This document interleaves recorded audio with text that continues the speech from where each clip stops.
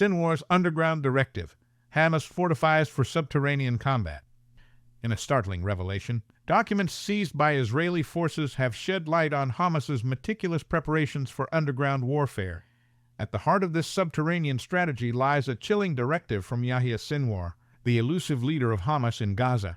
Just a year before the October 7th attack that shook Israel to its core, Sinwar Green lit a whopping $225,000 investment to fortify the group's tunnel network with blast-resistant armored doors. These aren't your average cellar doors. Designed to withstand airstrikes and ground assaults, these fortifications are a testament to Hamas's long-term vision of waging a war beneath the streets of Gaza. The approval document, addressed to the shadowy figure Mohammed Daif, reveals a calculated review by Hamas brigade commanders. They scoured the labyrinth beneath Gaza, pinpointing critical junctures both underground and at the surface that demanded reinforcement. This strategic move wasn't just about defense. It was a clear signal that Hamas was gearing up for a prolonged conflict, one where they could vanish at will, only to resurface for tactical attacks against the occupation army, as former Hamas fighter Salah al-Din al-Awide chillingly put it. The blast doors serve a dual purpose. Not only do they seal off tunnel segments from external threats, but they also hamper the Israeli military's efforts to map and inspect the network using drones. It's a game of cat and mouse, played hundreds of feet below the surface, where every sealed door could hide a deadly surprise.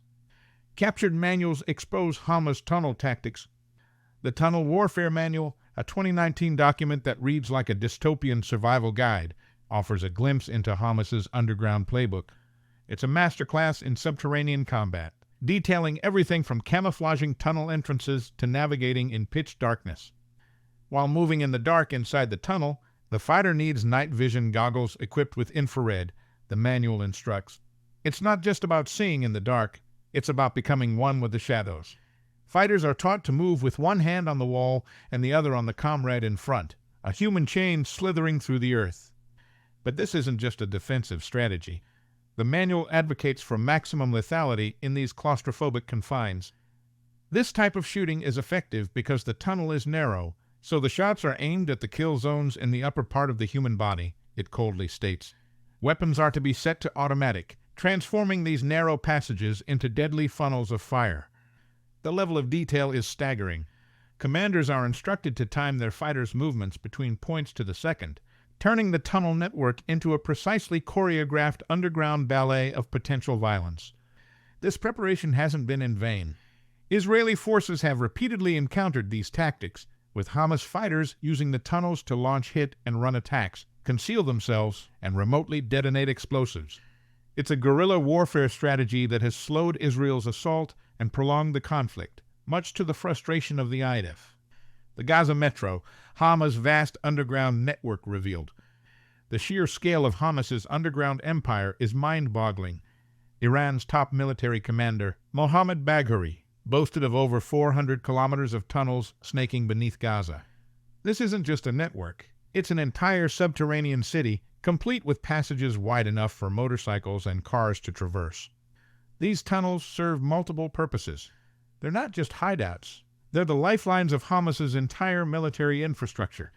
From underground weapons factories to storage facilities, from command centers to communication hubs, the Gaza Metro is the backbone of Hamas's resistance. The sophistication of this network caught Israeli intelligence off guard. What was once estimated to be about 250 miles of tunnels is now believed to be up to twice that length. It's a labyrinth that has become Hamas's greatest asset in prolonging the conflict and frustrating Israeli efforts to dismantle the organization. Hamas' combat strategy is based on underground tactics, said Tamir Heyman, a former head of Israel's military intelligence. This is one of the primary reasons they have managed to withstand the IDF thus far. The tunnels allow Hamas to strike and disappear, to move unseen, and to protect their leadership and resources from Israel's superior firepower.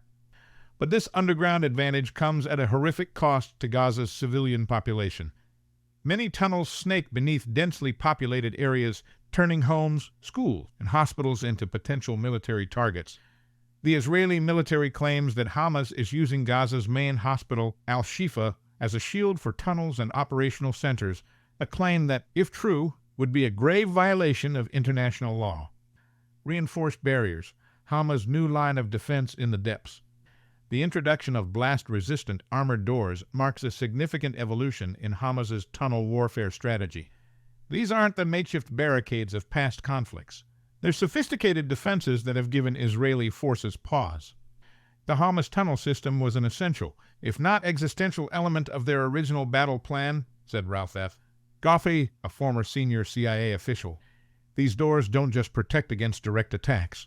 They compartmentalize the tunnel network, containing breaches and preserving the integrity of the overall system. The strategic placement of these doors, with the most funding allocated to northern Gaza and Khan Younis, has proven prescient.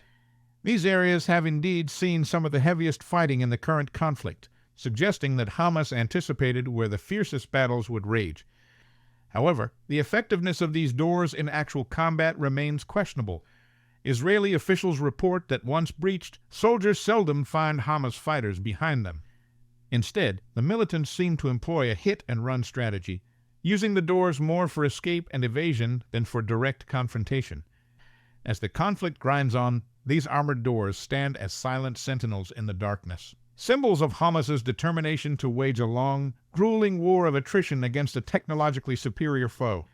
They are the physical manifestation of a strategy designed not to win outright, but to survive, to resist, and to prolong a conflict that has already exacted a terrible toll on both sides. The underground labyrinth of Gaza, with its reinforced doors and meticulous planning, represents a new frontier in urban warfare. It's a stark reminder that in modern conflicts, the battlefield extends far beyond what meets the eye, delving deep into the earth itself. Subscribe for more.